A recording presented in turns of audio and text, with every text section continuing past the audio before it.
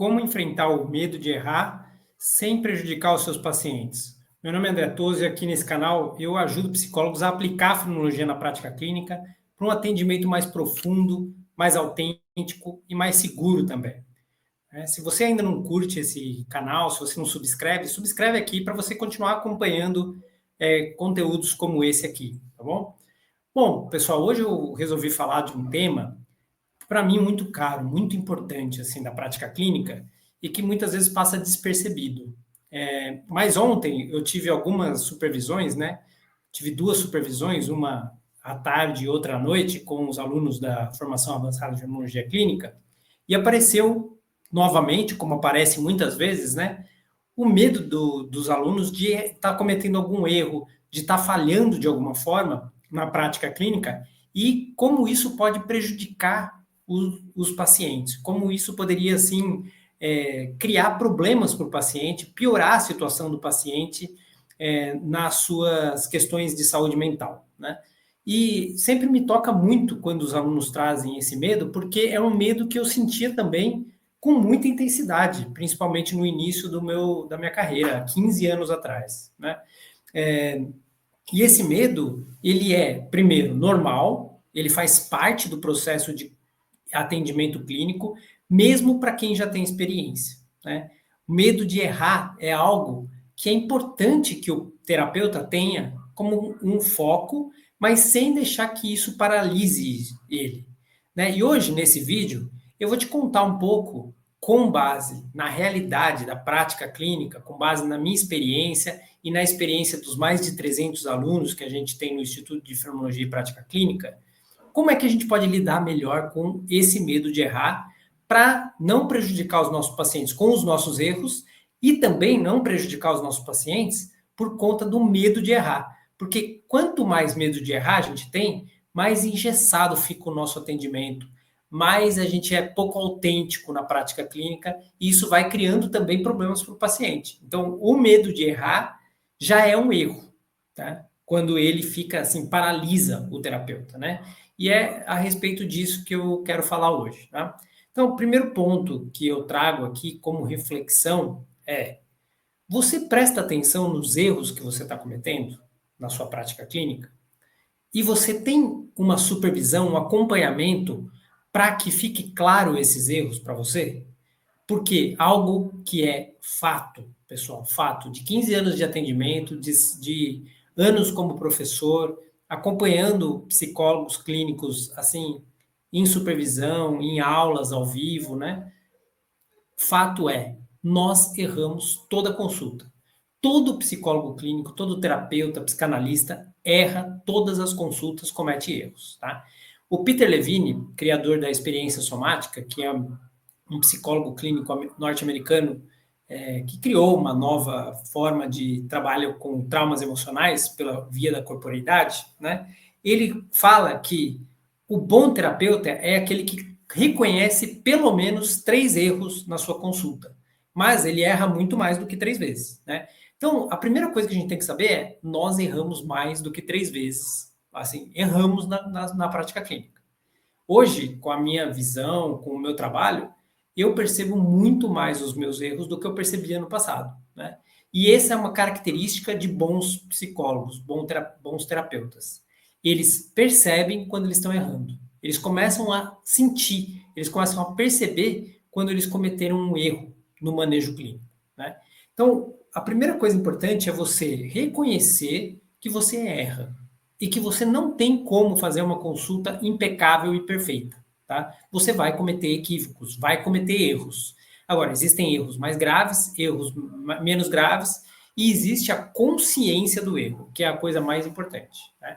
A consciência do erro é quando o terapeuta erra, percebe, leva para a supervisão e corrige. E depois ele melhora, ele evolui como terapeuta.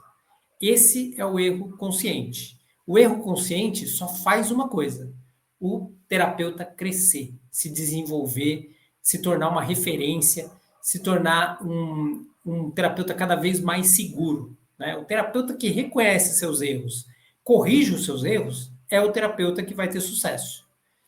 Qual é o perigo? É o erro sem consciência. E esse é o mais comum, tá? A maioria dos psicólogos, dos terapeutas, eles erram sem consciência de que estão errando. E esses erros vão se acumulando, a clínica não progride, não prospera, ele não consegue criar uma agenda estável, e ele acha que é o mercado, que é porque as pessoas não têm dinheiro para pagar, que falta marketing no trabalho dele, que ele não sabe se vender seu peixe, que as pessoas não estão procurando terapia. Ou seja, ele coloca o erro, o problema da clínica dele não se desenvolver em agentes externos. É sempre o outro, é sempre o mercado, é a política, é alguma coisa que faz com que ele não consiga desenvolver a sua clínica, né? Esse tipo de atitude do terapeuta demonstra um terapeuta que erra sem consciência de que está errando. E assim os pacientes não ficam, ele não consegue reter esses pacientes. E os pacientes somem da clínica dele e ele não sabe por que ele sempre coloca esse problema nos erros externos e aí ele não tem consciência do erro. E como é que isso acontece, né? O terapeuta está ali, ele está fazendo o melhor que ele pode e ele, quando ele comete um erro, ele acha que ele está acertando. Ele pensa que aquilo é certo, aquilo que ele está fazendo. Seja porque ele aprendeu daquela forma, seja porque ele ouviu dizer que é daquela forma que faz, seja porque ele está sem uma conexão afetiva real com o paciente e não conseguiu construir um vínculo realmente estabelecido, forte com o paciente, né? Então, nesse sentido, o grave problema do erro sem consciência é que ele faz com que o terapeuta continue errando sem saber, às vezes, para o resto da carreira. Às vezes, a gente pega um terapeuta com 50 anos que continua cometendo os mesmos erros e acha que está acertando. E aí ele não consegue ter uma clínica segura, sólida, está sempre patinando, tendo que arranjar outros trabalhos, tendo que dar jeito de pagar as contas e não consegue, porque a clínica dele não se desenvolve. Tá? Então, esse é o grande mal de quem quer construir uma clínica sólida. É errar sem consciência. E por que a pessoa erra sem consciência? Primeiro, falta de conhecimento. Né? A pessoa não tem o conhecimento adequado para fazer o trabalho, porque às vezes ela acha que na faculdade ela já recebeu o conhecimento da prática clínica, quando a faculdade ensina muito pouco de prática clínica. Dependendo da faculdade, desensina, vamos dizer assim, né? Assim, piora a situação, né? Dependendo do curso, piora a situação. Então, a pessoa não tem o conhecimento adequado para ela reconhecer os erros, perceber aquilo que é um manejo clínico que realmente está trazendo algo de bom para o paciente. Esse é um primeiro ponto. Segundo ponto, a pessoa erra, não quer enxergar o erro por ego, tá? Por vaidade. Tá? Isso é muito comum também. A pessoa não enxerga por vaidade. Olha, eu posso dizer que eu, no início da minha caminhada como terapeuta, como psicanalista, eu cometia esse erro. Porque eu sempre me destaquei muito na questão intelectual, na questão de saber condensar pensamento e tudo isso. E quando logo que eu me formei em sociedade de psicanálise, eu fui convidado para dar aula. Então eu achava que eu já sabia tudo de prática clínica, porque, nossa, eu já era professor, né? E eu errava, não reconhecia meu erro, e a minha clínica não prosperava, apesar de eu ser professor, de eu saber fazer as coisas. Então, o que estava acontecendo? Eu estava cego pela minha própria vaidade, né? E esse é um dos erros mais comuns da maior parte dos psicólogos. Eles estão cegos pela vaidade, cegos pelo conhecimento, acham que conhecem muito, acham que sabem tudo e acham que não erram. E isso vai cegando. Quando a gente desperta para isso, começa o nosso progresso, começa a nossa evolução. Então, isso pode parecer contraditório, pessoal, mas assim, bons psicólogos, eles são humildes no sentido de saberem que eles pouco sabem da condição humana. A existência é um mistério profundo.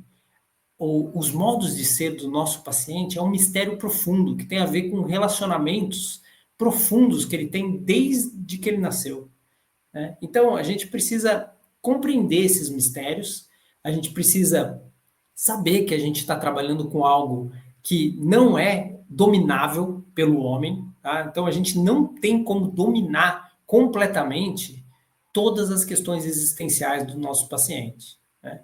Isso tem muito mais relação em a gente acompanhar o paciente, a gente ter manejo específico, a gente conseguir implementar algumas coisas em relação à nossa postura fenomenológica para a gente fazer um trabalho muito bem feito com menos erro possível. Mas os erros vão continuar acontecendo. E se por vaidade, como eu falei, a pessoa não enxerga esses erros vão minando a sua possibilidade de crescimento profissional, de ajudar de fato o paciente, né? Então, esse é um outro ponto bem importante. Então, falta de conhecimento, primeiro, vaidade, o segundo ponto, né? E o terceiro ponto é vergonha, tá? Tem psicólogos clínicos que têm vergonha, por exemplo, de apresentar caso em supervisão. Por quê? Porque eles acham que se eles apresentar o caso, o supervisor vai ver os erros deles, vai notar que ele não é bom o suficiente. E aí, por medo de ser corrigido, por medo do erro, né? Por medo de estar errando, ele se esconde. Ele não apresenta caso, ele não faz supervisão, ele fica numa bolha, vamos dizer assim, atendendo os pacientes, errando, sem consciência, e quando ele percebe o erro, ao invés de corrigir, ele tenta esconder o erro, jogar embaixo do tapete, né? E isso vai fazendo também com que a clínica não se desenvolva, né? Então, seja falta de conhecimento, seja a questão de vaidade, seja a questão de vergonha, esses três elementos eu vejo muito claramente que acontece, tá? E eu diria que eu passei pelos três, de alguma forma, durante a minha carreira. Eu fui passando por cada um deles, né? No início, eu achava que a psicanálise era o conhecimento total que me dava condição de ser um psicoterapeuta, né? Então, por falta de conhecimento de que existiam coisas além da psicanálise, eu ficava preso num enquadre teórico que me fazia errar muito, porque eu não tinha ainda consciência do conhecimento possível numa psicoterapia, né? Esse foi o primeiro ponto. Depois, eu passei também pela questão da vaidade, como eu falei, né? Então, eu era professor, para mim, eu já estava pronto para atender, mesmo sem grande horas de voo, né, na clínica. Passei por isso também. E depois, teve uma fase que, quando eu comecei a estudar coisas diferentes, que eu não conhecia, que eu não tinha domínio, e as pessoas já tinham, as pessoas que estavam, por exemplo, nesse curso, eu me escondia, né? Eu não falava dos meus casos com medo de parecer que eu era muito ignorante, né? Então, você vê como a gente pode passar pelos três processos. Então, examina. Por qual processo desses você está passando? Porque é bem provável que você esteja passando por um deles. É natural que os psicólogos passem por ele. E não é só para quem está começando, não, pessoal. Eu estou falando aqui principalmente para quem já tem anos de prática. Porque é pela prática que esses erros acontecem. Que esses motivos que eu falei, elenquei aqui, acontecem. Então, examina qual desses erros está te acompanhando. Qual desses modos de ser, né, seja da falta de conhecimento, seja da vaidade, seja dessa questão central de você ter dificuldade em expor um erro, né, expor as suas fragilidades, qual desses está te tocando mais agora, né? Você está fazendo supervisão? Você está sendo acompanhado, tendo um acompanhamento de profissionais diferentes de você, com mais experiência, com mais rodagem, com mais sucesso? Você está fazendo esse movimento? Porque se você não estiver fazendo esse movimento, que é natural para um psicólogo, para um terapeuta, é provável que você esteja passando por um desses três processos aqui que eu estou trazendo. Então, agora vamos para a solução, né? Eu apresentei o erro, agora eu vou dar a solução para vocês, né? Como é que eu saí disso? Como é que eu consegui vir para um outro lugar, né? Primeiro, eu vejo que, no meu caso, foi exatamente porque eu comecei a perceber que eu podia prejudicar os meus pacientes com esse tipo de postura. Então, eu fui despertando para o fato de que eu precisava de mais conhecimento, de um conhecimento mais integrado, mais profundo. Eu larguei mão de achar que eu sabia alguma coisa, porque eu fui percebendo, e quem atende de verdade, né, no dia a dia, 8 horas por dia, por exemplo, pega todo tipo de paciente, se a pessoa não começar a perceber que ela realmente não sabe tudo, que cada paciente é único, singular, que traz um desafio importante, assim, ela tá na vaidade, só pode, porque é algo notório. A gente, quando começa a atender bastante, ter bastante horas de voo, a gente vai percebendo as nossas limitações, a gente vai percebendo os nossos limites para conhecer a profundidade da alma humana, né? Então, se isso não está acontecendo com você, se você não está percebendo essas limitações próprias, você precisa despertar para isso. E isso tem a ver com essa falta de supervisão, com essa falta de apoio, com essa falta de acompanhamento, né? Então, é preciso, é necessário começar a trabalhar dentro de você o fato de que, a partir do momento em que você está numa supervisão, né, você vai ter a possibilidade de conhecer mais profundamente as coisas, né? Você vai ter a possibilidade de derrubar a vaidade, deixar a vaidade para trás, porque ela vai se mostrar frágil, ela vai se mostrar muito pouco, muito pequena perto da complexidade da alma humana, né? E por fim, aconteceu comigo também, né? Que ao começar a apresentar meus casos em supervisões, ao apresentar, começar a conversar com psicólogos mais experientes, com muito mais sucesso do que eu comecei a perder a vergonha do medo. Eu comecei a mostrar os meus erros. E quando eu comecei a mostrar os meus erros, aconteceu algo incrível, porque eu fui bem recebido por aqueles sérios profissionais que eu me encontrei. Outros não são tão sérios, né? Acham que sabem tudo e acabam humilhando, por exemplo, psicólogos, estudantes que estão às vezes iniciando e que trazem um erro e o terapeuta, o professor, tenta humilhar, né? Mas no meu caso, graças a Deus, eu tive boas experiências com bons profissionais e bons professores. E isso deu essa confiança de que eu posso errar, eu posso falar dos meus erros, eu posso corrigir meus erros e assim eu posso crescer profissionalmente. E esse movimento é um movimento necessário. Como é que a gente faz esse movimento? Nos expondo. A gente precisa se expor. A gente não pode ficar fechado numa caixinha, tá?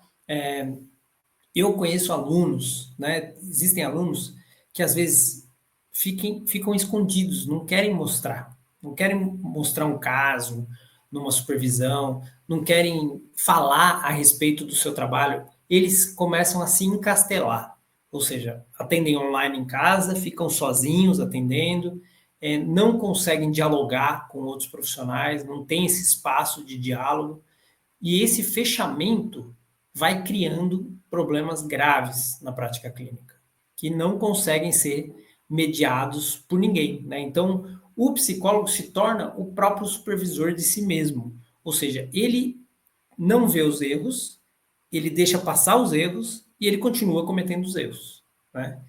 Então, isso não pode acontecer. Então, esse movimento, para mim, foi estudar coisas que eu sentia no meu coração que eram as coisas que eu precisava estudar, que eu estava querendo, que me moviam, sabe? Que faziam o meu coração cantar. E eu fui atrás desse estudo, de algo que estava conectado comigo, e não com um falatório. Não para buscar resultado simplesmente, ou porque está na moda. Não, eu fui atrás daquilo que realmente fazia sentido para mim, né? E ao adentrar esses lugares, esses cursos, essas formações, eu me entreguei a elas de forma profunda, e fiquei focado nelas, né? Não fiquei estudando um monte de coisa assim, desvairadamente, né? Tem pessoas que fazem 5, 6 cursos ao mesmo tempo e acabam não aproveitando nenhum. Então eu pegava um curso e me aprofundava naquele curso, né? Ia até o final. E comecei a me expor, né, nas supervisões, nas conversas com professores, mostrar os meus erros, mostrar o que eu achava que não estava bom, né? E aí eu era corrigido e essa correção, ela me levava longe. E eu aprendi a amar a correção. A gente precisa aprender a amar a correção. Tá? Para a gente crescer, a gente precisa aprender isso. Por quê? Porque a gente só cresce corrigindo no caminho. Então a gente vai caminhando na nossa prática clínica, a gente comete erros, a gente para, corrige e continua o caminho.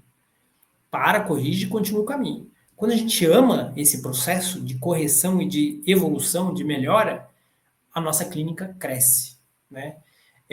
Então, até hoje, quando eu preciso, eu vou fazer uma supervisão. Até hoje, quando eu preciso, eu vou fazer um curso específico para melhorar. Ou seja, é algo contínuo, não tem fim. Não tem fim. Não é porque hoje eu tenho 300 alunos, mais de 300 alunos, que eu não preciso ser aluno. Eu ainda preciso ser aluno. E vou precisar o resto da vida. O melhor lugar que existe é o lugar de aprendiz.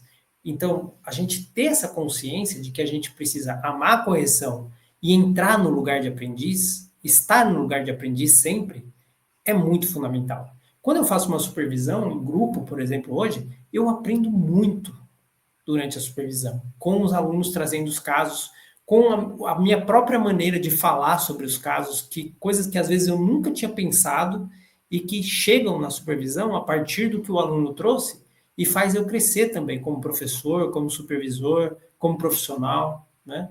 Então a gente tem que entrar nesse movimento de evolução, de crescimento, de correção da nossa prática clínica. É só assim que é possível ter segurança na prática clínica e se tornar uma referência. Não tem outro jeito, não tem outro caminho. Ah, não, mas eu vou fazer marketing aqui e vou conseguir um monte de paciente. Pode conseguir, eles não vão ficar com você por muito tempo. Só por marketing? Mas acredite, não vão ficar. Tá? Se você conciliar isso que eu estou falando com o marketing, aí é o casamento perfeito, vamos dizer assim, né? Chegam os pacientes e você mantém esses pacientes, tem uma continuidade, né? Então, é preciso ter essas duas coisas em paralelo, né? Então, e o que eu vejo também, uma outra coisa que eu vejo, que está muito associada a esse medo de errar, exagerado, né? Porque uma coisa é a gente despertar para os erros e querer corrigir, mas a gente não fica pensando no erro, a gente não fica pensando, eu errei, e agora? Não, eu estou corrigindo, eu estou no caminho de correção do erro. Mas tem um problema grave que acontece, que é o terapeuta ficar paralisado pelo medo de errar. E aí ele não consegue falar nada para o paciente, não consegue desenvolver a consulta de tão paralisado que ele está pelo medo de errar, né? Então é o terapeuta que não é que ele não tem consciência do erro, é que ele nem quer errar. Esse é pior ainda, tá? Isso às vezes é pior ainda, porque ele não quer nem errar, então ele fica paralisado, ele não faz nada, né? Isso está muito associado com uma ideia muito equivocada de que o psicólogo talvez teria que salvar o paciente, teria que ser um farol, uma luz de conhecimento que vai trazer o bem-estar para o paciente. É uma ideia bastante equivocada, né, e bastante perigosa, né? Nós não temos obrigação de salvar ninguém, né? A gente precisa trabalhar com o paciente, acompanhar o paciente, mas sabendo que a nossa contribuição ela tem limitações também, tá? Pensa bem, pessoal. O paciente fica 1 hora por semana com você, no máximo, né? Se for uma vez por semana. Às vezes é 2, fica 2 horas. E as outras horas, né? Um dia tem 24 horas, né? 7 dias tem quanto? Eu não vou fazer a conta aqui, mas assim, são muitas horas sem você, né? Aquela 1 hora que ele tem por semana é 1 hora de aprofundamento, de trabalhar as coisas, mas não quer dizer que nessa 1 hora você vai conhecer o seu paciente com toda a profundidade para salvar ele de alguma situação. A gente acompanha, auxilia, procura abrir possibilidades para o paciente, mas a gente não salva.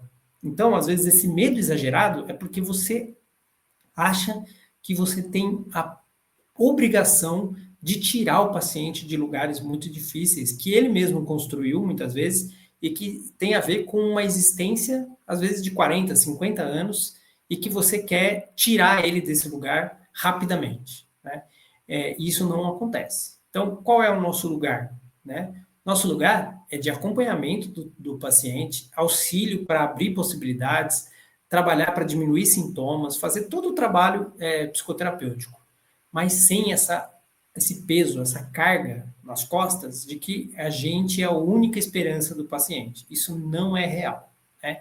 E isso faz a paralisia acontecer. Então, para a gente enfrentar os nossos erros sem medo do paciente ser prejudicado, é simplesmente a gente entrar nesse movimento de correção e evolução.